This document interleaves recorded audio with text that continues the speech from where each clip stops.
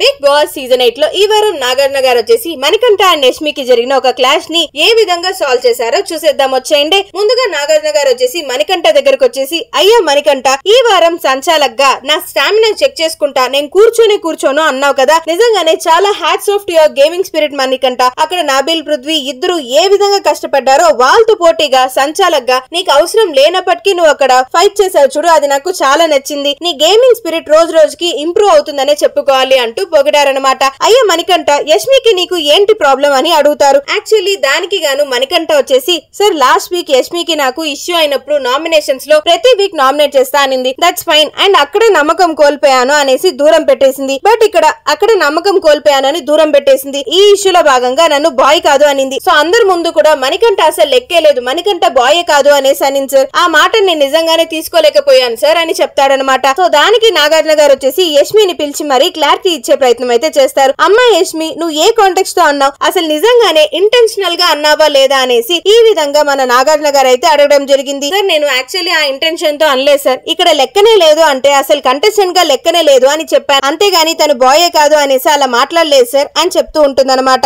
Sir actually అక్కడ group discussion జరుగుతున్నప్పుడు ఎంతమంది వైల్డ్ కార్డ్స్ వస్తారని డిస్కషన్ లో భాగంగా అందరూ ఇలా మాట్లాడుకుంటున్నాం కదా, గర్ల్స్ ఎంతమంది వస్తారు, బాయ్స్ ఎంతమంది వస్తారు అనే డిస్కషన్ లో భాగంగా అప్పుడు మణికంఠ కూడా ఉన్నాడు కదా, అంటే అతను కంటెస్టెంట్ గా నాకు లెక్కే లేదు అన్నానే తప్ప. అప్పుడు నిఖిల్ వచ్చేసి ఒక ఇష్యూ రేస్ చేశాడు, నేను మణికంఠ నిన్ను బాయ్ గా లెక్కనే చేయలేదు అనేసి, ఎందుకనంటే నేను మణికంఠని ఆ ఇంటెన్షన్ తో అసలు అనలేదు. ఆ తర్వాత మణికంఠ చాలా సీరియస్ అయిపోయాడు అని చెప్తుందా. సో దానికి నాగార్జున గారు వచ్చేసి, ఏది ఏమైనా సరే ఈ హౌస్ లో ఇంతమంది ఆడియన్స్ చూస్తూ ఉండగా ఒక అబ్బాయిని ఆ విధంగా డిస్క్రిమినేట్ చేయడం అనేది కంప్లీట్లీ రాంగ్. తను కూడా నీలాగా ఒక మనిషి, తను కూడా నీకు ఈక్వల్ ఫైట్ ఇస్తున్నాడు, హౌస్ లో అన్ని టాస్క్ లో పర్ఫార్మ్ చేస్తున్నాడు, తనకి ఏం వర్క్ ఇచ్చినా సరే చకచకా చేస్తున్నాడు కదా, అలాంటిది కంటెస్టెంట్ గా లెక్కే లేదు, అసలు అబ్బాయే కాదు అలా ఇలా అనడంలో కంప్లీట్లీ రాంగ్ అమ్మా. నిజంగా ఆ విషయం నేను అస్సలు నీ నుంచి ఎక్స్పెక్టే చేయలేదు. అండ్ నిఖిల్, అనవసరమైన విషయాల్లో దూరడం కాస్త తగ్గించుకోవయ్యా, అక్కడ వాళ్ళకి మాటలు యుద్ధం జరుగుతుంది కదా, మధ్యలో నువ్వు దూరి దాన్ని ఇంకాస్త పెద్ద ఇష్యూ చేస్తావని నాకు అనిపిస్తుంది. సో ఈ విధంగా మణికంఠకి చెప్తూ,